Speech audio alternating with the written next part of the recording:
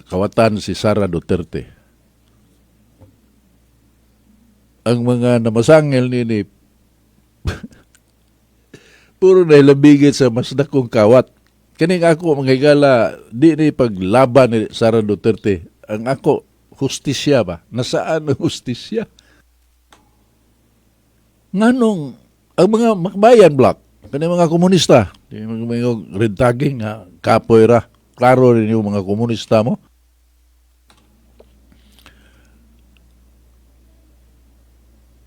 Ngano man nga saba man kay sila ni Sara Duterte, hilo man sila ni BBM. Katong impeachment complaint ni BBM gisalikway dayon. Kay why substance? Why unod? Laktor nga pagkasulti mga higala. Why unod? Mga gisalikway dayon nilang impeachment ni sa presidente. Pero kani, ilan ning gipangandaman og tama sa ginawa. Kani ka Vice President Sara Duterte. Ngano man? Tungod kay bisag iyon sa atake ni si Sara Duterte. Nagsigig saka ang rating. Kung bagong survey mga higala, siya nang lay taas yun sa nasa gobyerno.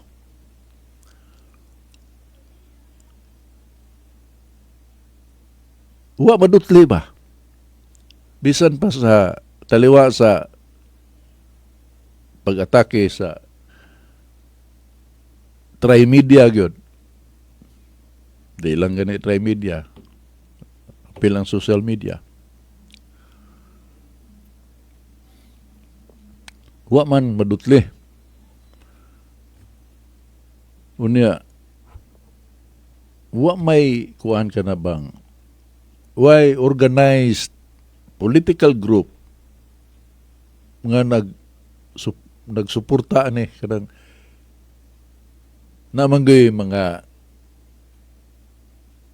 publishers na ay columnists na ay kinini ang editors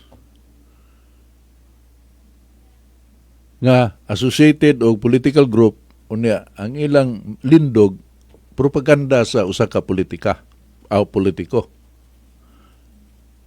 Wa man ni siya, may organisadong grupo nga nanilipod niya. At least sa social media, open season man gyud siya, takihon niya, daga mo tubag nga mga mga DDS. Pabor niya. So, inig-survey, wa gyud matandog siya. The only way kay og dili ni siya tangtang ma-disqualified o na di saan siya mabuang, sigurado maging na siya ma-presidente. Kay 2026 na ta karon.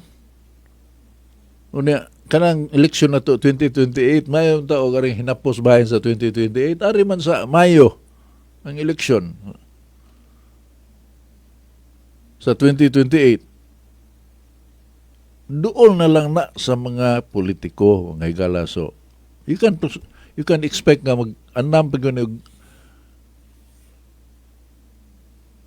dilaab ng issue sa politika, sa national scene. Wa pa kayo ang local. Pero pabutan na niyo ka, may tabo sa da. Mukanaog man ang gikas sa kauluhan, mukanaog na doon sa ubos. Maabot na sa ubos. Pero in the meantime, ang kusog nga kuan, kalayo, gasiga dito sa kauluhan. So, ang mga kontra ni Duterte, galisod gud unsa may atong buhaton na nga, kibaw man sila. Kibaw man sila nga, ugway may tabo, normal lang, mudaog man gyud.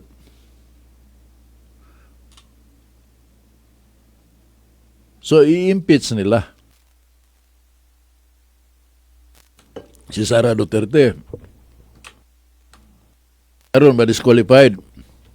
Di na kadagan.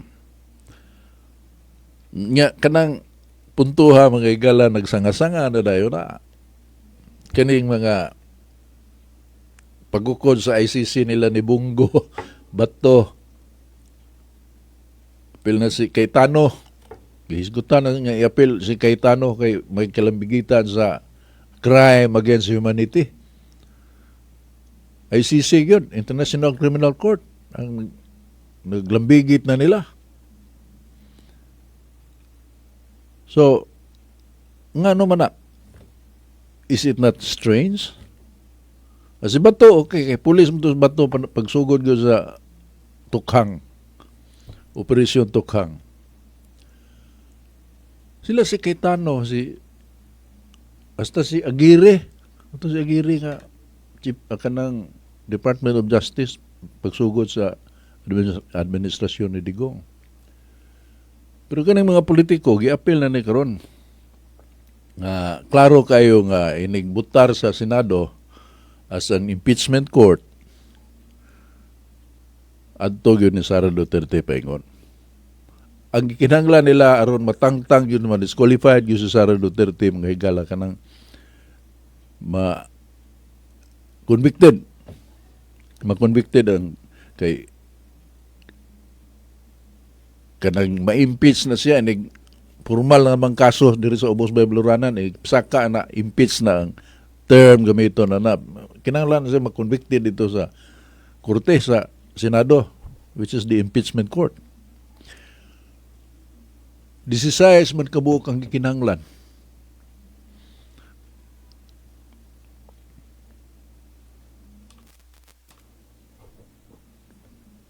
Mao na ang pinagkimutan nila ni Risa Hontiveros, mga komunista nga black.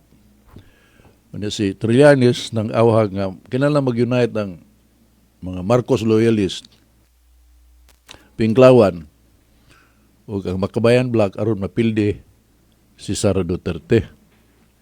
Good. How far, no? This is how far yun ani kalayo ang pagsimag na sa tumong mga higala ninin atong batakang balaod nga alang sa kayuhan na to. Misimang ug mayo. Dili naman tanawa ra gud aron lang mapildi ang usa ka kandidato magkahiusa ang tulo ka grupo. Lilay agenda pero maghiusa lang just to beat. Pildihon lang si Sara Duterte. Maghiusa ta. It is not because of anything na noble reason kundi aron lang matangtang aron mapildi si Sara Duterte. O di makadagan si Sara Duterte. Tanawa ra gud. Ug na perti na gyud ang hiwi kay dapat unta. Bahala, blagan diha, pildihon ka na mo sa platform of government. Sa mga prinsipyo nga atong gisubay. Lahi ang imo, lahi ang ako. Tanaw na ito kinsay dawaton sa katawan. Sila may hawad. Ang mga tao may boss. Pero noon sa naman na as I said, mga higala, kining multi-party system, pandamay, kini, kay tanawa ra gud. Kanang tulo, for instance, let us presume nga magkahiusa na sila just to beat Sara Duterte sa 2028 election. Pinklawan, Marcos Loyalist, ug ang Makabayan Bloc, aka the Communist Bloc.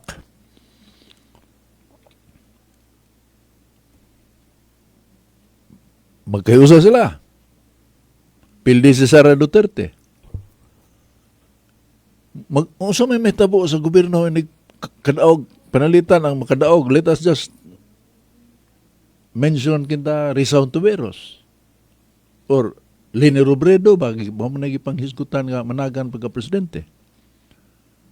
Iniglingkod na unsa may tabo sa iyang gabinete.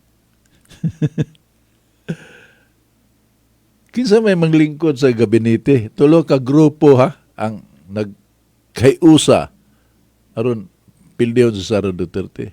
Inigdaog na ang pwesto sa gobyerno. Pangayoon, daghang kay pangayoon na mga gikan sa secretary, assistant secretary, undersecretary, regional directors, makalilisang na mga higala. Kinsa may manood diha gikan sa tulo ka grupo. Di ka na gubot pa na gubot pa na sa lukot kay puro isog na kanang sabaan ba. Dili isog sabaan. So unsa na, what kind of government will we have in the next 6 years, mga higala?